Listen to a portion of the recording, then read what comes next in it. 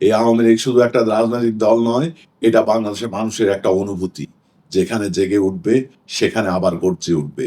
আর গর্জে উঠলেই দেখবেন যে আ কেউ যদি আমাদের উপর অন্যায় অত্যাচার করে, সেটাকে আমরা ধূলিসাৎ করে দেব ইনশাআল্লাহ। আওয়ামী লীগের জন্য আওয়ামী লীগই যথেষ্ট।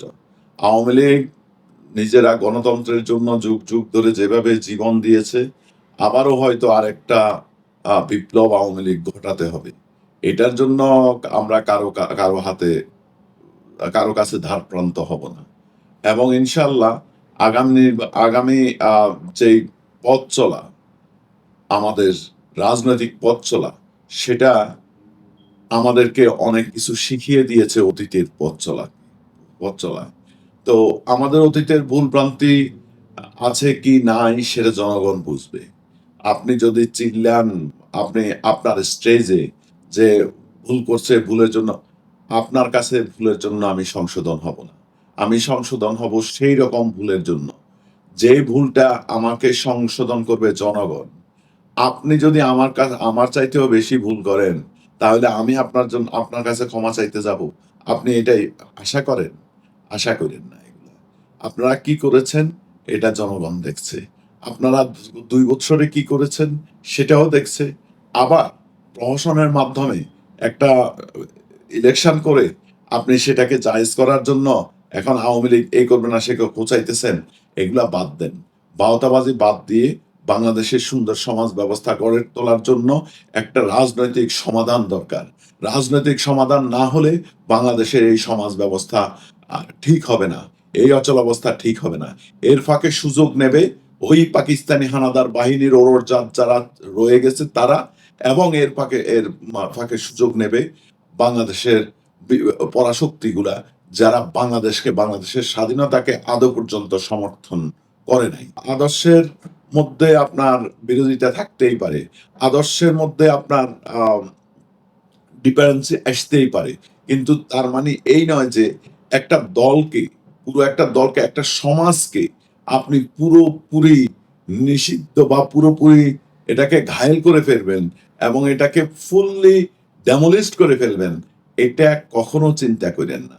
যুগ, যুগ ধরে বাংলাদেশের মানুষ আওয়ামী লীগের কার্যক্রম দেখছে এবং দেখে আসছে।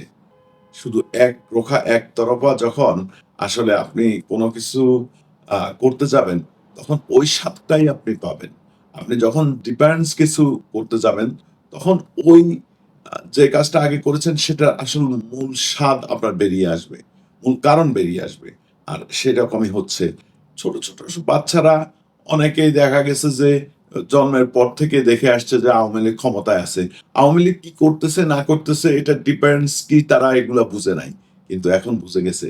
এটা আওয়ামী লীগের জন্য কোনো সমস্যা হয় নাই আমি মনে করি। এটা আওয়ামী লীগের জন্য বেদনা নয়, এটা আওয়ামী লীগের জন্য সুখকর।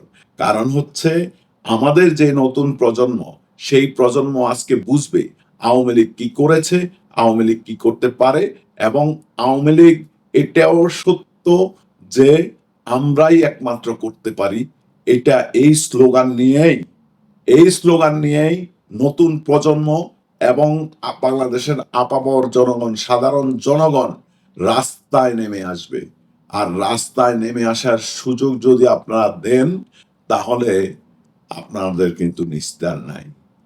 আমি বলবো সুন্দরভাবে, সফলভাবে যদি চান সুন্দর একটা সমাধান করুন।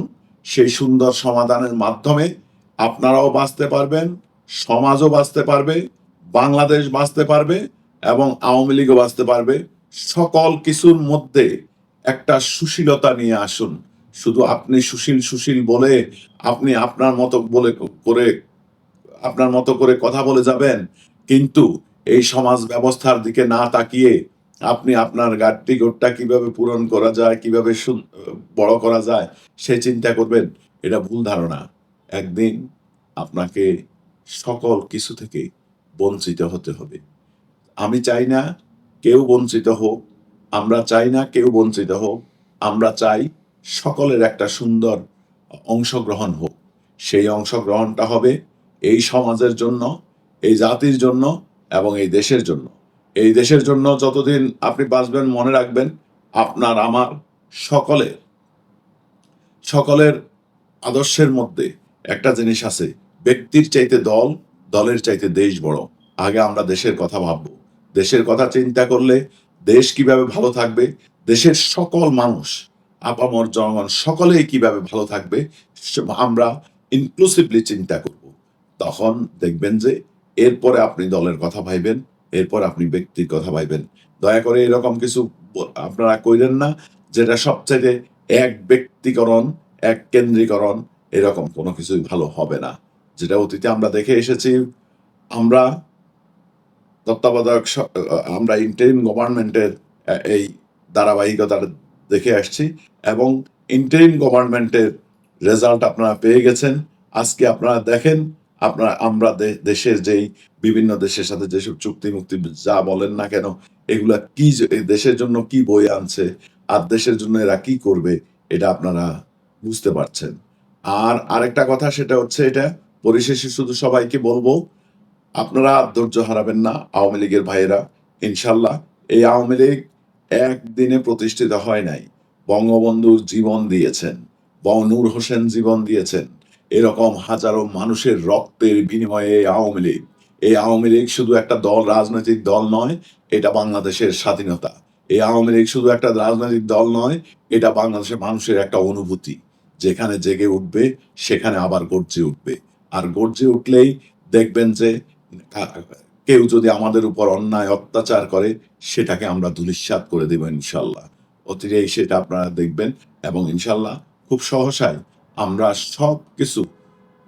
সবকিছু সুন্দরভাবে দেশের রাজনৈতিক গণতন্ত্র কিভাবে ফিরিয়ে আনা যায়, সেভাবে গণতান্ত্রিকভাবেই এবং দেশের সকল ল অ্যান্ড অর্ডার মেনেই আমরা রাজপথে নামব। এবং জনগণ যদি চায়, তাহলে আওয়ামী লীগকে কেউ দাবায় রাখতে পারবে না। বঙ্গবন্ধু যেটা বলে গেছেন, আমাদেরকে কেউ দাবায় রাখতে পারবে না।